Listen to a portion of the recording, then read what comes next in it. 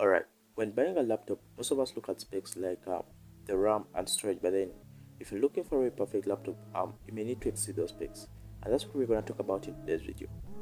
Firstly, let's talk about the graphics card. In this case, whether you're a gamer or a creative professional, a dedicated GPU is essential. And when it comes to gaming and rendering, the best graphics card to choose is the NVIDIA graphics card. And the reason for that is that back then, the rendering programs used to render using the processor, which was even slower back in the day. But now most rendering programs like the editing softwares render using the graphics card, which is faster when rendering and even more effective. And the quad CUDA in the NVIDIA graphics card enables that. And the reason why I still recommend the NVIDIA graphics card even for gaming is that it has the ray tracing technology, which is responsible for creating ultra realistic graphics in games and even reflections, like for example when the character gets past a glass, you could see that reflection in the glass, and that's caused by the ray tracing technology in the NVIDIA graphics card. And in this case, what you should know is that the higher the ranking of the graphics card, the better. For example, a graphics card with 3070 is better than a graphics card with 3060. Looking at something that we are all familiar with, and this is the RAM. And I won't really delay so much on this as well, but when it comes to gaming and even rendering, you at least need 16 GB of RAM. And the reason for that is because the recommended RAM capacity for modern games today is at least 12 GB. So basically, you may need to have 16 GB of RAM for a smoother running. But then if you're using a laptop for casual work like office work, you could consider having RAM of possibly 8 GB of. And leaving that alone, let's talk about the storage. And I mean, this seems pretty obvious, but I feel there's something we need to know.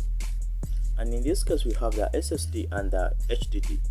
And we want to know which storage drive do you need for this case. So let me explain. So solid state drives, also known as the SSDs, or in their short form, offer faster load times and responsiveness compared to hard disk drives, also known as the HDDs.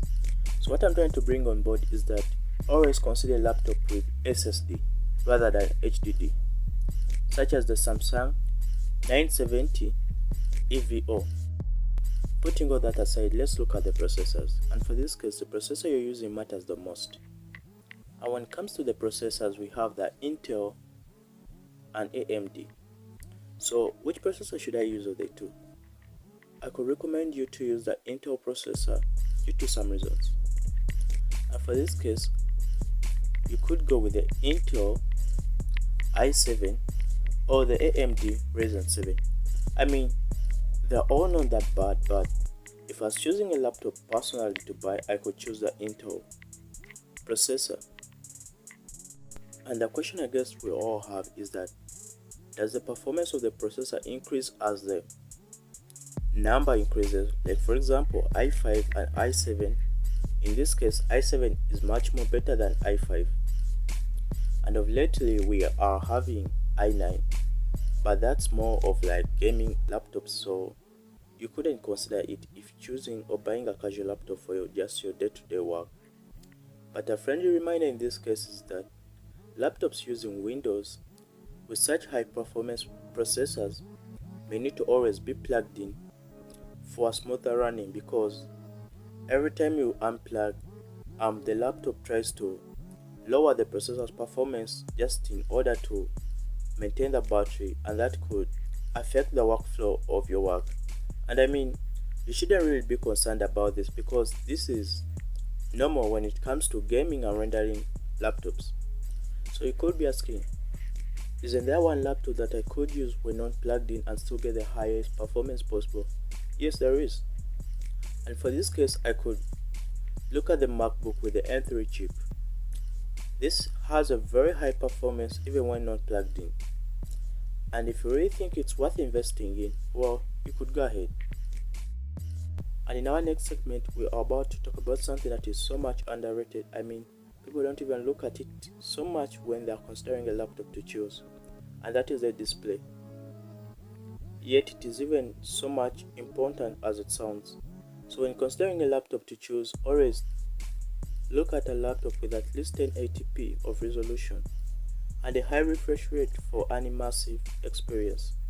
And in this case, we could think about the Dell XPS Series for that crisp and vibrant display. And you should really consider this so much when you're looking for a gaming laptop. So the next thing we could look at when buying a laptop is the battery. And this isn't something you should worry of most of the time, because right now the latest laptops come with a really strong battery. So in this case, you shouldn't really look at it like so much. But then if you're looking for a laptop with a very high performance battery, you could look at the MacBooks. And in this case, you could consider looking at MacBooks with the M2 chip and M3 chip, other than the old MacBooks that use the Intel processors. And in that case, if you're gonna have such a MacBook, you could rather have a normal Windows laptop for some reasons. And well, there you have it, the essential specs to look at when buying a laptop, all the way from the graphics card to the battery. And always remember, the right laptop is an investment in your digital experience. And as well, consider sharing this video with anyone in the market for a new laptop. And as well, consider subscribing for more tech insights. So until next time, have a nice one. God bless you all.